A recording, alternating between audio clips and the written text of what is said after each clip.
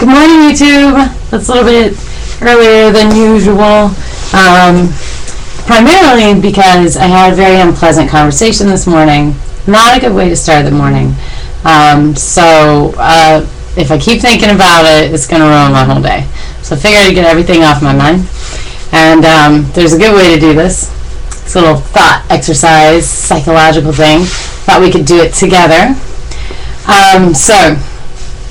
Everyone has two different families.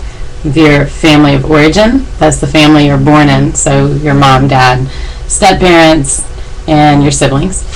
And then on the other side, and that can include uncles and grandparents, it's extended family too, but people you're related to that you grew up with. On the other side, you have your family of procreation. You don't actually have to procreate with them to be in a family of procreation. It just means that you have created this family. So it's your husband, wife, life partner, and your kids and stuff, okay? And sometimes you have tenuous relationships with them. And I learned a long time ago that some of those relationships are very unhealthy. And people tend to keep trying to work on them just because they're related to them by blood. But this is a good way to weed the bad from the good out, okay?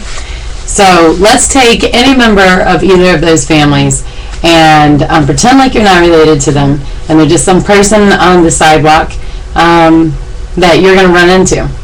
So you run into them and you have a conversation that goes kind of like the way it would if you had a conversation with them now. They have the same attitude, the same tone or whatever. And it's just some person off the street. Would you give them your number and go home and be like, I met this really cool person today. I really hope they call me because I want to hang out with them? Or would you completely avoid that sidewalk again for the rest of your life? Or would they become part of the sidewalk because you would just beat the hell out of them as soon as they got two words out? So let's take all the people that would either become part of the sidewalk or would make you avoid that area of the earth for eternity, and place them in another situation. Let's say that they are related to you, but you don't, you're not responsible financially or anything like that for them, but they are related to you. And they get Alzheimer's and they forget who you are. Do you feel devastated? Do you feel just concerned? Or do you feel relieved?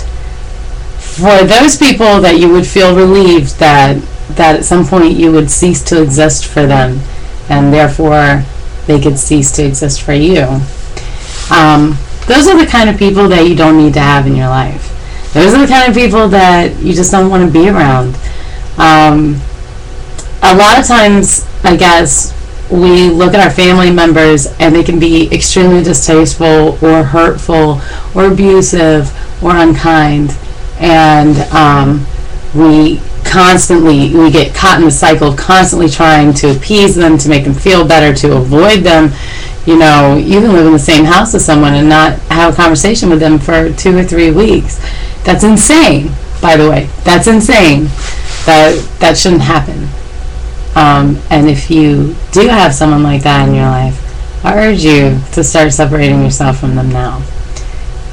Because no one, whether they're related to you or not, be they a parent or a child or an uncle or anything like that, or brother, sister, no one has the right to speak to you like you're shit. No one has the right to treat you like you're not a human being. No one has the right to make you feel inadequate.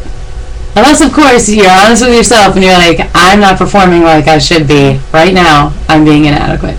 But, someone that constantly makes you feel inadequate is not someone that you need to be around. And I guess I got stuck in this thought cycle because I had this argument this morning. And then on top of that, I think I'm like 10 days from turning 30. And in my head, or in life phase, in terms of life phase, I'm really kind of 40. I've been married, I've been divorced, I've been in the military, I've had at least 20 different kind of jobs.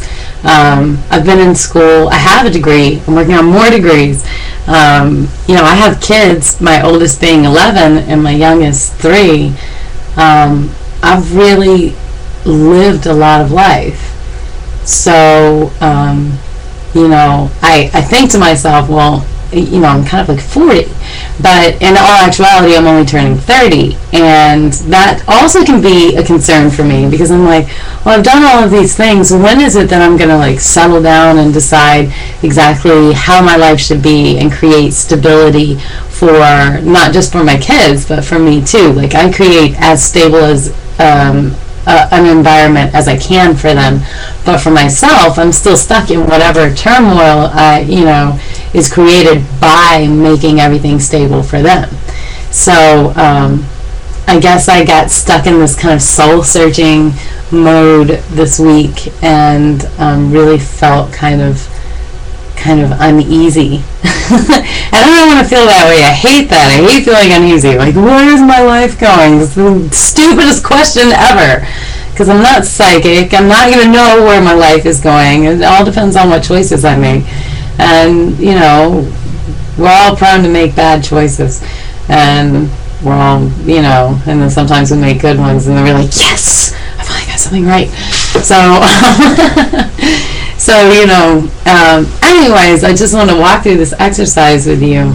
There's so many times that we really forget that we are beings of value, that everyone deserves basic respect of just being someone of the same species as, any other human being.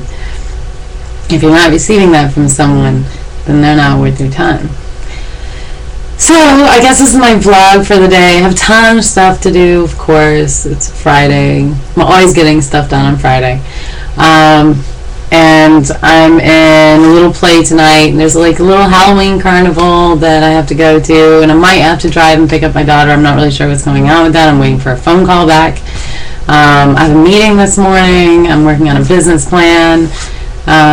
Saturday, hopefully, we'll be snuggling with my boyfriend all day. Sunday morning, I have JDRF walk. If you don't know what JDRF is, look it up. It's Juvenile Diabetes Research Foundation.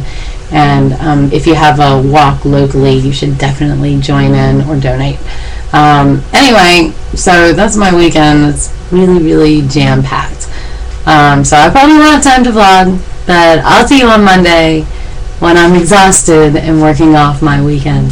So I hope everyone else has a wonderful weekend. Have a wonderful weekend. Smile all weekend. Enjoy everything you do. And get rid of those nasty forces in your life, because they don't deserve to be there. Bye, YouTube.